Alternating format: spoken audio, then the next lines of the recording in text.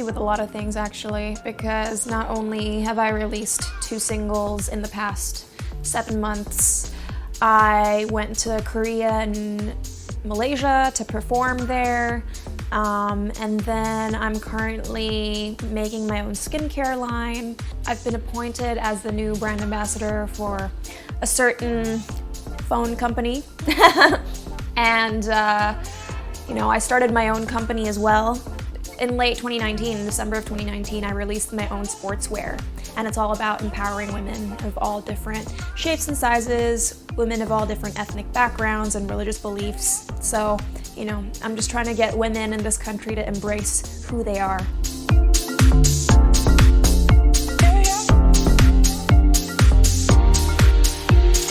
After having lived in the States for 8 years, I came to realize how women's rights in this country, still needs to be developed. Therefore, I had the opportunity to meet Ibu Johanna at the time, who was the Minister of Women Empowerment and Child Protection.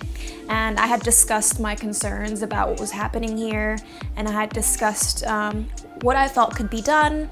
She and her committee agreed that I was the perfect person to represent women in helping women and children in this country attain the rights that they deserve.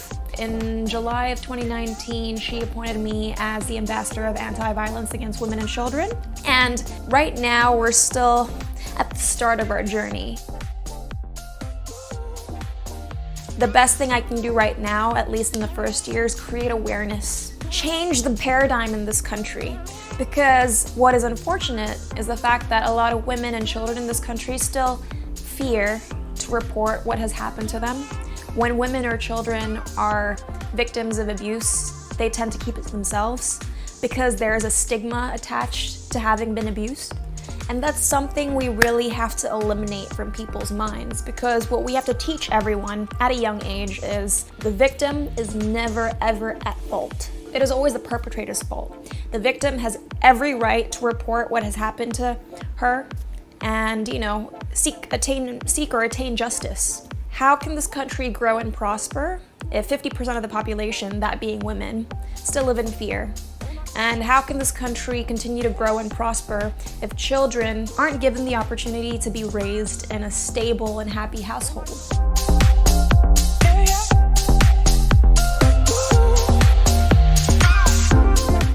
Well, after having lived in the US for 8 years, I came to really love a few genres that may not be common here.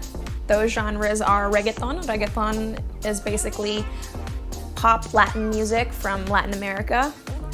There's baila funk from Brazil, and Afropop. Afropop is African pop. And Vida is essentially a pop track, but it's definitely very much influenced by reggaeton, which is why, if you listen to the music arrangement, it's but you can hear the Latin influence. And vida is also a Spanish word, which means life.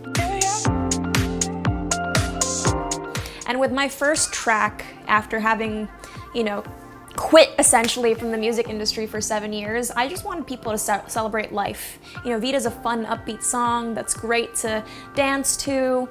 And, actually with both my tracks, Vida and Caliente, I am trying to empower women. With Vida, as you can see from the music video, I showcase so many different looks just to show women, don't be scared of being who you are. If you're a classy type of woman, embrace that. If you're edgy, embrace that. If you're sexy, embrace that. If you're girly, boyish, whatever it is, embrace who you are. Don't let people tell you what to wear and how to present yourself. You should be proud of who you are. Caliente, unlike Vida, is much more emotional, a lot slower. And Caliente is the first song I've ever written in my life. I co-wrote Vida, but I completely wrote Caliente. And Caliente is basically about a toxic relationship. The realization someone has when they come to terms with the fact that their relationship's falling apart and they need to let it go. That's the only way they can be happy. Because, I think oftentimes when people commit or stay in a toxic relationship, it's because deep inside they're really, really hoping that they can return to the good old days when things were still super romantic or beautiful, but I'm sorry to say 9 times out of 10 when you're in a toxic relationship, it's never gonna go back to the way it used to be. So, I'm trying to empower women through my song Caliente by telling them, hey, if you're in a bad relationship, if you're in a toxic relationship, don't sacrifice yourself. Don't allow yourself to be that unhappy. At the end of the day, in order to be happy, you need to make your own happiness. And if that means leaving, a person that's dragging you down or like basically destroying your life, then you have to be strong and let it go. Eventually, even though it hurts in the beginning, you're gonna come to realize that your life is a lot better without them. So to compare Vida and Caliente, both are Spanish words. Vida means life, caliente means hot, but caliente is a metaphor for a hot, passionate, but destructive relationship. So in both cases, I'm empowering women. Vida more through my style, and caliente through the words I'm uttering in my lyrics, yeah. All I can say is, I know my music now may not necessarily be something that's commonly heard in Indonesia, but I hope that people can see how much I've grown. And a lot of people have said, oh my God, is this the new Cinta? And I always tell them, no, this is not the new Cinta, it's the real Cinta. When I was singing in my early teenage years and also doing, my various TV shows and movies, all of those things were dictated by my management or label. And the reason why my work, my art is so different now is because I have full authority over everything I do. With the making of Vida, Caliente, and the tracks you're gonna hear in the future, I co-wrote or wrote all of them. I really, had to approve all the arrangements. I had to approve the album cover. Basically, everything you see in my work now has to go through my approval. And, even though it might not necessarily be something that's commercial or mass market, at least for the first time in my life, I'm proud of my work because it's completely mine and it showcases my true personality and who I really am. And I think that's so important as an artist. And I'm really glad to see, based on the comments that I've read, that people have noticed a tremendous increase in quality when it comes to my work now. And that makes me really happy. Yeah. Since my college days, I started listening to more eclectic artists or non-pop artists, and I can't necessarily tell you which singer or musician I look up to the most because I'm a very moody person, so the music I listen to really depends on my mood. In the last 4 to 5 years, I've grown to really love, as I said, African pop, reggaeton, and baila funk. And the reason being is because I'm a very energetic person. I love music that makes me dance, makes me move, makes me want to celebrate life. So when I was writing Vida and 2 other tracks that hasn't been released, but you guys will hear soon, when I wrote those 3 songs and produced those 3 songs, I had in mind of making people want to dance and party and celebrate life and just have positive feelings. With Caliente, actually, genre-wise, I was inspired more by soulful R&B, or R&B in general. I like Jhené Aiko. I like Sabrina Claudio. I like, I think Sinead Harnett is great. And there's a singer named Nakala. I think she's growing, but Nakala, her song Paris is great.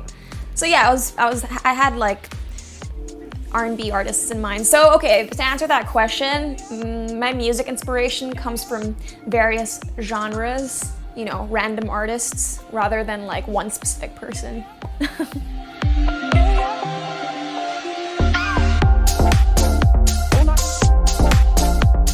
I was extremely surprised when I found out that I won Best Actress in a Horror Film at the official Latino HBO Latino Festival, because I was the only non-Latin actress. And that actually made me feel very hopeful and happy because I think, as you guys can probably tell by now, I really love Latin music. I love the Latin culture. And for me to have won that category shows me that they, I hope, have accepted me into their community. And maybe this is a sign that in the future I can work more closely with them, because I do love Latin music, Latin art, Latin culture. And you know, when I used to live in the States, they always thought I was Latin. They always thought I was like Spanish or Puerto Rican or Colombian. So yeah, my director, when he accepted the award for me, had to tell everyone that I wasn't a Latina, and I think that might have disappointed some people.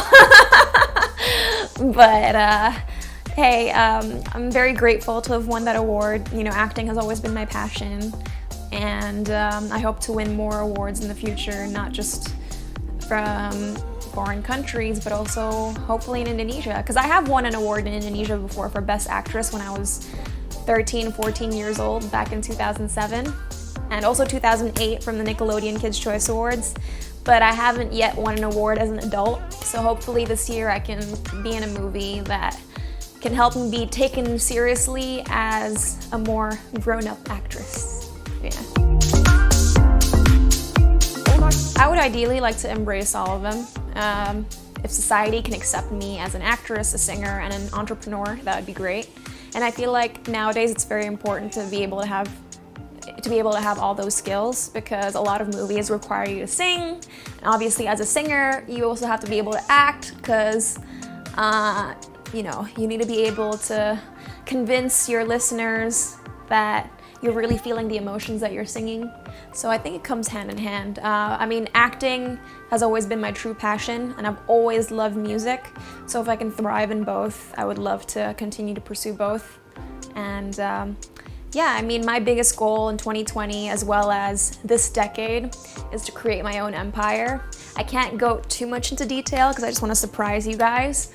But you know, all I can hint at is, well, I'm making my own company now, and I'm releasing my own beauty brand in the near future. And you know, I'm making new music. I'm gonna be doing more films, so just stay tuned, because I have a lot of surprises coming up. And you know, no matter what it is, whether I focus on acting or music or my business, my ultimate goal will always be to be the best role model possible, and also impact other people's lives in a positive way.